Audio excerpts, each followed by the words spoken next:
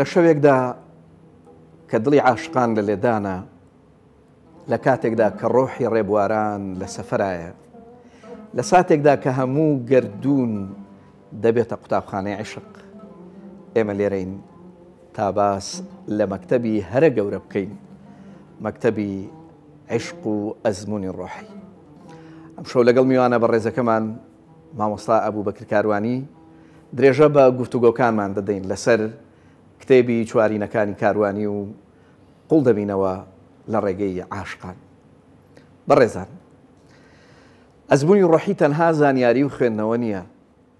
بەڵکو ژیانی کرداریە لە مەکتەبی عیشقدا. ئەوەی تەنها کتێبی خوێندۆتەوە وەکو ئەوایە کە باز لە دەریاکە، بەڵام ئەوەی ئەزموونی ڕۆحی هەیە وەک ئەوە وایە کە لە ناو دەریادا مەلەکە. گەر یوسف بی زیندان ماڵی گەورە بوونە، ئازادی ڕۆح جاری مەرگی کۆیلە بوونە، چاوی دڵت ئەکەیتەوە بەرەو دوا ڕۆژ، دەبینی چۆن ئاسۆ ساف و گەش و ڕوونە. خۆشەویستان، سڵاوی خوای گەورەتان لێبێ و ئەم کاتتان باش. خۆم بە خۆشحاڵ زانم کە لە ئەڵقەیەکی دیکەی چامە لەگەڵ مامۆسایی بەڕێز و خۆشەویست خاوەنی کتێبی چوارینە عیرفانیەکانی کاروانی بە ئێوەی ئازیز و خۆشەویست ئەگەینەوە. سوپاس بۆ ئامادەبوون و جارێکی تر یاخوا بەخێر بێی. لە ئەڵقەی پێشوە باسی خەممان کرد، خەم وەک ئەو معریفە گەورەیە کە مرۆڤ گەورەتر و بەرپرسیارتر ئەکا، ینی لە بەرامبەر ئەوەی کە ڕوو ئەدا ئەیکاتە مرۆڤێکی وەکۆڵێ ها هەستیار و بەرپرسیار.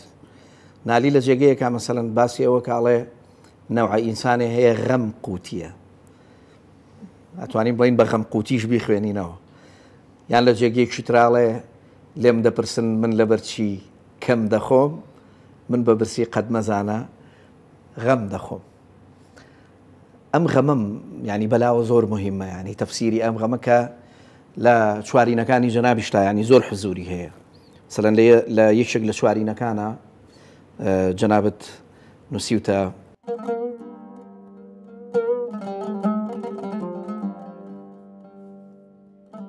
گەورە نیم تاکو ئازاری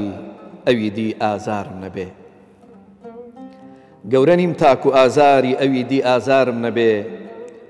بزەی مانگی ئاسۆی دڵی تەسنیمی شەرابم نەبێ، ئەم بۆ یەکتری سووتانە بانگەشەی مەعشوقی گیانە، پێم حەرام بێ باس لە ئەوین ئەم هەستە میحرابم نەبێ. بۆ پێت حەرام بێ ئەگەر ئەم هەستت نەبێ؟ لەبەرەوەی بە بڕای من کێشەیەکی گەورەم لە ئینسانی بوونمە بۆ دروستە بێ، لە موسڵمان بوونیشمان بۆ دروستە بێ، لە قسەکردن لەسەر عیرفانی شابم دروستە بێ. ئەمە باسی لە دیدە ئیسلامیەکەوە، باسی ئەو دیدە قورئانیەیە کە خوای گەورە فەرمێ لە زۆر لە ئاەتەکانە فەرمێ ئەوە کا بە تۆ کا بە ئەوە تۆ خۆتی بۆ خۆت پارابەخشی، ئەوە خۆتی خزمەتی خۆتەکەی لە ڕێگای ئەوی ترەوە. هەموو ئاتاژێکی ئەوی تر بە تۆ دەرفەتە بۆ تۆ، بۆی کە مسلمان بوونی خۆتی تیا بەرجەستەکەی، ئەخلاقی خۆتی تیا بەرجەستەکەی. ئیمام زەین العابدینی شیعەکان قسەیەکی زۆر جوانی هەیە، کاڵێ چاکەکردن وەکو پەڵەهەوری بەرخۆری هاوین وایە، ئەبێ زۆر خێرا فریای کەوینە لە دەست دەرەچێوە ڕوا. ئەمە باسی عیرفانی ئەخلاقیە، باسی بەستنەوەی گەورەبوونی ڕۆحی ئینسانە بە خزمەتکردنی ئەوی تری ئینسانەوە. ئەوە تەنها لە میحراب و لە شەوان و لە نوێژ و لە ڕۆژەکردن و ئەو جۆرەشتانە نی ڕۆحی ئینسان گەورابێ، ئەوە لە ڕێی خزمەتکردنی ئەوی ترەوە ئەتوانێ ئەم ڕۆحە هێندە گەورە بێ و هێندە بڕواتە سەرەوە، هەرگیز لە ڕێی عیبادەتە ئاساییەکانی ترەوە نەبێ. بۆیە من ئەگەر نەمتوانی هەست بە تۆ بکەم، ئەگەر هاو خەمت نەبووم، ئەگەر هاو ئازارت نەبووم، ئەگەرم دۆخە ڕۆحیەی خۆم و ئەخلاقی و دینە و عیرفانەی خۆم نەبستەوە بە ئازارەکانی تۆوە، ئەگەر لە دەرەوەی تۆ و ئازارەکانی تۆ خەمی تۆوە من باسم لە عیرفان و لە دین و لەمانە کرد، لە ڕاستیە ئەوە من درۆکەم لەگەڵ مەسەلەکانی خۆمە. وەیل للمکەذبین الذين يكذبون بالدين، ئەمە بێبڕوابوونێکی ئەخلاقیە بەدین عقیدە ساغ و سلامەتە بەمانە تەقلیدیەکە بەس ئەخلاقیەن ناتوانێت مامەڵە بکە لەگەڵ هەتیوێکی دڵشکاوە هەژارێکی دەرکراوە برسیەکی ڕەتێنراوە ناتوانێت مامەڵە بکە ناتوانێت هاوخەمی بێ ناتوانێت بەرز بێتەوە بۆ ئاستی عەدالەتی ئەخلاقی عەدالەتی ئەخلاقی یعنی چی؟ یعنی خۆ لە شوێن ئەودانان ئەتەوێ ئەگەر تۆ لە شوێنی ئەو بێ ئەتەوێت چۆن مامەڵە لەگەڵ بکرێ تۆ ئاوا مامەڵی لەگەڵ بکە ئەمێ عیرفانی جوامێرانە کە تۆ چۆن بەها ئیسلامیە گشتیەکان و بەها گردونیە گشتیەکان کە لەسەری و هەموویانەوە دادپەروەریە ئەەکەی بە پێپلیکانەی بەرزبوونەوەی ڕۆح لە شەوڕەویەکی نوێیە بۆ گەیشتن بە بەرزترین ئاستەکان کە مرۆڤ بەتوانێت یا بەرز بێتەوە بەرەو لای خۆی گەورە ئەگەر هەژاران لەبەر هەژاری خەڵەتان تفیان لێت کرد مەیگرە دڵ حەکیمێ دڵسۆز مناڵێ نەخۆش هەزار جنێوبا ناکەوێتە سەڵ خەتەرەت ببێ لە ئیمانی خۆت گەر بۆ داماوان دڵت نێتە کوڵ کاک ئەحمەد زۆر جوان باسی ئەم بابەتەی کردووە تەنانەت لە یەکێک لە شعرەکان یا مامۆستا کاروانی باس لەوە کە ئەڵێ تەماشاکە دایکێکی دڵ بەڕەحم چی هەموارەکە بۆ جگەرگۆشەکەی ئێمە دقمان هەیە کە دراوەتە پاڵ پێغەمبەر بە ناوی فەرموودەوە درودی خۆی لەسەر بێ کا فەرمێت دوای ئیمان هیچ شتێ لەوە مەزەتر نییە دڵی ئینسانی خۆش و هیچ شتێ لەوە خراپتر نییە دڵێک بشکێنێ وەل ئەدەبیاتی عیرفانی ئێمەیە هەیە دڵ مەشکێنە ڕەنگە ئەو دڵی تۆی شکێنێ جێگای مەحشوقێکی گەورە بێ جێگای خۆشەویستێکی مەزن خیام گوتنی دڵ ئازار مەبە قەت دڵ مەشکێنە ئەنجا من یەکە لە ویشانی کە کردومە لە ڕاستی لە چوارانەکەیە ئەمەیە کە ڕێگای خزمەتکردنی ئەویتەیە هاوسۆزبوون لەگەڵەوی ترە هاوچارەنووسی لەگەڵەوی ترە عیرفانی ئەخلاقی ڕێگای بەرزبوونەوەی ڕوحی ئەمە بێ هەر بە دڵنیایەوە وایە چونکە ئینسان ئەگەر ئەو ڕۆحەتەی بۆ دروست دەبێ و فەزا ئەخلاقیشی بۆ دروست نابێ ئەو دەرککردنە معنەوێشی بۆ دروست نابێ بە بێمەوە سەر خیام کە فەرمێ دڵ ئازارمە بە قەت دڵ مەشکێنە بە ئاگری ڕق کەس مەسووتێنە گەر ئاسوودەی یەکجاری تەوێ خۆت بڕەنجێنە کەس مەڕەنجێنە لە ئێستاە تۆ پێ دوایە مرۆڤ لە ستەم کارەکان قورئان مافی ئەوەی پێداوی تۆ لە ڕوویان هەڵماڵی یعنی حتا بە قسەی زبر بەرامبەریان بوەستیتەوە کە ئەوە ئەچێتە دەرەوەی دۆخی ئاسایی مامەڵەکردن ئەوەی من و تۆ باسێک لەگەڵ ئەم هەموو ژاوە و قەرباڵغی کە ئێستا لە چواردەورمانە هەیە تۆ جەنابەت وەکو خاوەنی کتێبی چوارینە عیرفانیەکان پێ دوایە مرۆڤ لە ئێستاە ئەخلاقی تر ئەبێ بەرەو ئەخلاقی تر ژیان ئەڕوا یان بەداخەوە ئەوەیشی هەمانە لە دەستی ئەدەین من زۆر جار نمونەیەک کە هێناوەتەوە لەگەڵ برادرانە مەسەڵەن ئەم قسەیم کردووە و تومە پرسیارێکم هەبووە باشە یەکێک خاوەنی شۆفێری فڕۆکەیەکی جەنگیە کە ئەتۆمی هەڵگرتووە بە یەک دوگمە توانێت لایە لە زەویان هەموو زەوی کاولکە چی واکە ئەو دوگمەیە دانەگرێ چی واکە ئەو دوگمەیە دانەگرێ هەشتێک ئللا کۆنتترۆڵێکی ناوەکی خۆی نەبێ کە پێڵی ئیمان پێڵی ویژدان پێڵی ئەخلاق پێڵی زگماک ئللا کۆنتترۆڵێکی ناوەکی خۆیە بێ بە تایبەتی کە خۆی ئامێرەکە لە چوارچەوەی سیستمێکە وەک ئامێرێک مامەڵاکە لە چوارچەوەی بیرۆکراتێتێکە فەرمانی پێدراوە بچێ فڵان شت بکە تەبعی لەو کاتەیە کە ئەو دوگمە داگرێ بە بڕوای من لەو کاتەیە ئینسان نەما لەو کاتەیە ئینسان نەما لەو کاتەیە ئامێرە چۆن پێغەمبەر درود و خوای لەسەر بێ لە بەرامبەر هەنێک گوناها فەرمێ لەو کاتەیە کە فڵان گوناهاکە تۆ باوەڕدار نامێنی هەتا گوناه وەکو بڵی ئیمانە ڕاتە دەرەوە دوایی ئیمان بە شەکەتیە گەڕێتەوە ناو ئەو ڕوحا سعی نەوڕەسی جوانی وتوە کاڵێ گوناه یەکسانە بە برینداربوونی ڕۆحە ئینسان ڕوحەکە بە برینداری و خوێناوی جارێکترە گەڕێتەوە بە ئەو شەکەتی کە تۆ بۆ دروست کردووە لە فەزای ڕۆحی خواتە بۆیە مرۆڤایەتی ئایا بەرەو کوێ ڕوە پرسیارێکی زۆر قورسە هی ئەوە نییە لێرە جوابی بینەوە عەقڵی زۆری تیاماندوو بووە هی برمەت بەر گەورە قورئانیش قسەی تیا کردەوە یعنی ئاینەکان بیرمەندەکان فەیلسوفەکان یعنی پیاو چاکەکان مرۆڤایەتی لە هەندێک ڕۆ ڕەنگە بەرەو ئەخلاقی زۆرتر بڕوە لە هەندێک ڕۆ بەرەو داڕوخانی گەورەتر بڕوە یعنی هەردووکی هەیە ئێمە ئێستا بە بەراورد لە 100 ساڵی ڕابردوو هەر لە کۆمەلگای خۆمانە لە هەندێک ڕۆ ئەخلاقی ترین بۆ نمونە بەرامبەر ئەفرەت ئەخلاقی ترین بەرامبەر مناڵ ئەخلاقی ترین بەرامبەر کۆمەڵێشت ئەخلاقی ترین لە هەندێک ڕۆ نەخێر داڕوخاوترین لەسەر ئاستی جیهانی وایە بەڵام بە شێوەیەکی گشتی مرۆڤایەتی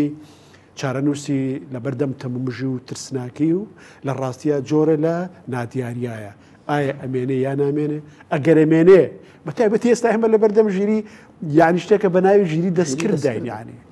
بە جۆرەی هەندێک راپۆرت لە 21 ساڵی داهاتووە توانە عەقلی زیرەکی دەستکرد 1 ملیار جار زیرەکەی لەم مرۆڤەی ئێستا زۆرترەبێ 1 ملیار جار و چاوەڕێ کرێ ئەو بڕیاردا لە چارەنووسی ئەم مرۆڤەی ئێستا هەیە ئایا بمێنێ نەمێنێ چی لێ بکە چی لێ نەکە ئەمە لە 20 ساڵی داهاتووە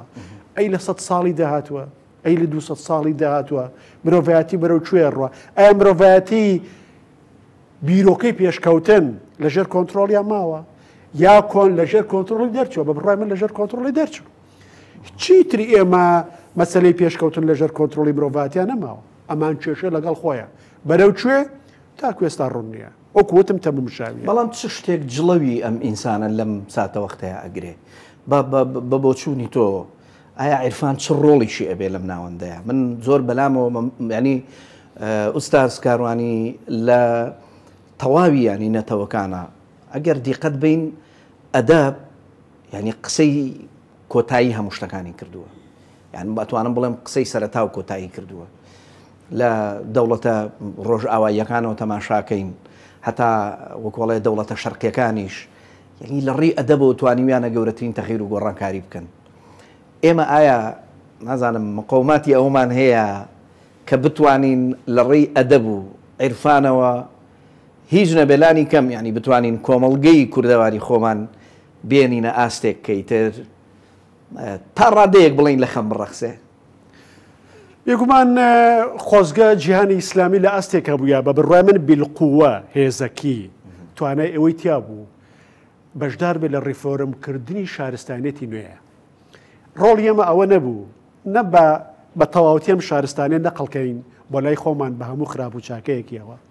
نەبیکەین بە دوژمنی خۆشمان و پیان وابوو پێمان وابێ ئەم شارستانێتە دوژمنی ئێمەیە بەڵکو پێمان وابوو ئەمە بیرڕوێنی لە ژینگەی خۆمان و ڕیفۆرمی تیا بکەین بەرجیش نییە عیرفان ئێمە جارە پێش هەموو شتێ ئێمە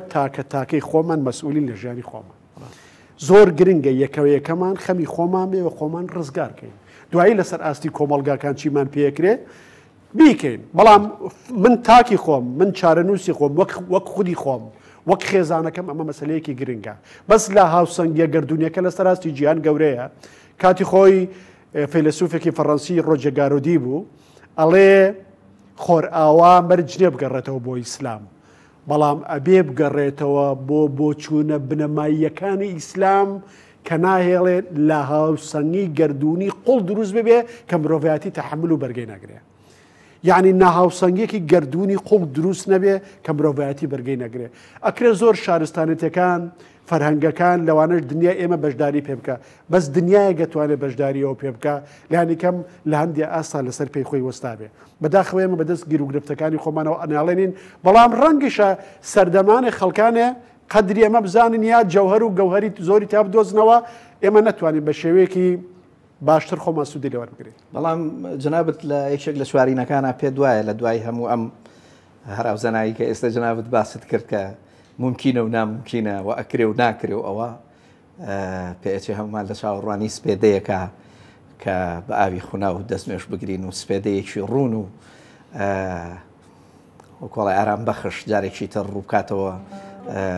ڕووگەی دڵی مرۆڤایەتی بە شێوەیەکی گشتی لەم چوارینەیە جەنابەت زۆر جوانە فەرموویت کە بەیانی ڕابووی لە خەو بە خونا و دەستنوێ شەڵ بگرە کە بای سەبا ڕادەبورێ مەستی و جوانی لێوەربگرە لە بەردەم باڵایە و شۆخە ئادا بێعشقت بیر نەچێ لە گۆزەی دڵی پاچیدا شەرابی موژدە هەڵبگرە ئەمە باسی مرۆڤی تاکە باسی موسڵمانی تاکە ئەگەر دنیا کاول بوو ئەگەر وێران بوو ئەگەر هەموو دنیا خەم و خەفەت و شەڕ و جەنگ و کوشتار و هین بوو تۆ لە ڕاستای توانی بۆ جۆراوی ئەما ئەو دیدە ئیسلامیە ئەو دیدەیە کاڵێ ئەگەر زەنگی قیامەت لێیدا نەمامێکت بەدەستەوە بوو بیڕوێنە من لە چوارینەیەکی تراڵێم بیڕوێنە ئەگەر لێرەش فریانە کەوتی لە بەهەشتا بەرەگرێ لەوێ توانی بەرەکەی بچنێتەوە ئەمە ئەو مرۆڤەیە کە لە هەموو شوێکە مادام من مامەڵە لەگەڵ ناوەی خۆمەکەم مادام من مامەڵە لەگەڵ خواکەم مادام من مامەڵە لەگەڵ بەمانادارکردنی ئازارەکان مەکەم منەتوانم لە جێگا و لە هەلومەرجی جیاوازە لە ڕاستیە هاوسەنگی دەرونی خۆم تێکنێتەوە. ئوستاز کاروانی لە ئێستاە یعنی ئیتر بەمانای کەلیمە ئەو کاتەیە کە ئیتر مرۆڤ لە تەنیاییەشی قوڵا ئەژی چۆن مرۆڤ هەسکا کە بەڕاستی تەنیانیە ئەخی ئێمە لە تەنیاییەکانمانەوە بەڕاستی تووشی زۆرێک لە کارەساتەکانە بین لەو خەلە مطلقەیان بڵێم لە بۆشاییە مطلقی کە لە ڕۆحمانایە و تەنها و کۆڵێ بەیار خۆی پڕ ئەبێتەوە جا ڕەنگە تەنیایی و تەنهایی و گۆشەگیریش لێک جا بکەینەوە مرۆڤ جارجار پێویستی بە تەنیاییە بۆی لەگەڵ خۆیان بژی و لە ژاوژاو دوورکەوێتەوە بەڵام تەنایی کە دابڕان بێت لە خوا و لە خۆت و لە خەڵکی و ئەم جۆرەشتانە ئەمەیان کێشەیە خۆ گۆشەگیری ئەوە نەخۆشی دەرونی و ئەبێ بچی لای دکتۆر چارەسەریەوە بۆیە بەس تەنیاییەکە کە تاگەراییەکی تونڕەویە بە تایبەتی کۆمەلگا خۆرئاواییەکان بەدەستیەوە ئەناڵێنن و جار وایە مرۆڤ پەناباتە بەر خۆکوشتن بۆ ئەوی لە ئەو تەنیاییە ڕزگاری بێ بە تایبەتی کە دابڕێ لە سەرچاوی بوونەکەی وە ژیانە بێ بە بازنەیەکی داخرا و تایە سوڕێتەوە یعنی تایبەتمەندی خۆشیەکان چییە؟ خۆشیەکان کاتێ زۆر بەکارتێنان ئەبن بە ناخۆشی کام خۆشیە زۆر جوانە کە زۆر بەکارتێنە ئەبن بە سەرچاوی ناخۆشی کام خوارد نەخۆشە زۆر بیخوا بێ بە سەرچاوی نەخۆشی ئەبێ بە سەرچاوی نەخۆش کام خۆشیە زۆر هینت بگە مانای نامێنێ ئیتر تووشی انحرافە بێ بۆ لە ڕووی جنسیەوە بوو انحراف و لادانان لە خۆرئاوە هەیە لەبەرەوەی هەمویان تاقی کردوتەوە ئیتر هیچ مانای نەماوە هیچ چێژی نەماوە بە دوای شێوازی لە ڕێلادەرانەیە ئەگەڕێن بۆی بزانن شتێکی جیاواز نیە ئەوەی تاکو ئێستامان تاقییان نەکردوتەوە بۆیە چێژ لە ڕاستیە ئەبێ لە چوارچێوی وەزیفەکانی خۆیان بەکاری بێنی بۆی مانای چێژ بمێنێ برادەرەکەشمان ئەوەی کە تۆ شارەزای بوارەکەیت و سعدی شیرازیە کە تۆ شارەزای ئەمە شارەزانی کاڵێ گەر تەرکێ لەزەت بدانی دیگەر چیزی لەزەت نەخوارد زۆر میهمە چێژی وازهێنان لە چێژ یعنی چێژێکە هەر کەس نەی چێشت بێت نازانێت چ چێژێکە جاری وە هەیە چێژی وازهێنان لە چێشکامە چێژی ڕۆحی و معنەویەکەیە خۆت خاوەنی خۆتی ئەتوانی بڵێ نەخێر ئەتوانی ما چارەنووسی خۆت دیاریکەی ئەتوانی لە چوارچێوەی ئەرکە ئەخلاقی و دینی و کۆمەڵاتیەکانی خۆت یعنی چێژ لە چێژەکان وەرگری ئەتوانی تۆ چێژ لە چێژ وەرگری چێژ کۆنەکە بە ئەمراز یعنی لە ڕاستیە بەکارت بێنن لە چوارچێوەی مەنزومەیەکی ترە کە ڕیکلام ئیدارەیەکە تۆش ئامرازی لەو نەوە ڕاستێ زۆر زۆر خۆشحاڵ بووم کە لە ئەڵلقەیەکی تری چامە لە خزمەت بە ڕێستانە بوو سوپاس بۆ ئامادەبوونێت ئەگەر وتەیەکی کۆتاییت ما بێ دەنا من ماڵاوی لە جەناب تو لە بینەرانی خۆشەویستیش بکەم سوپاس بە تۆ هیوادارم کە ئەم دیوانە سەرەتایەک بێ بۆ ئەوانە کە لە ئێمە باشتر و جوانتر ئینشاڵڵا شتی تر بە دوایە هێنا سوپاس دەکەم سوپاس بۆ بەڕێز مامۆستا ئەبوبەکر کاروانی خاوەنی کتێبی چوارینە عیرفانیەکانی کاروانی خۆشەویستان و ئازیزان لێرەدا بەم جۆرە هاتینە کۆتایی ئەڵلقەی ئەم جارەشمان تا بە گەیشتنەوەی شیتر هەموو لایە بەخوای گەورە سپێرم خواتان لەگەڵ ماڵتانە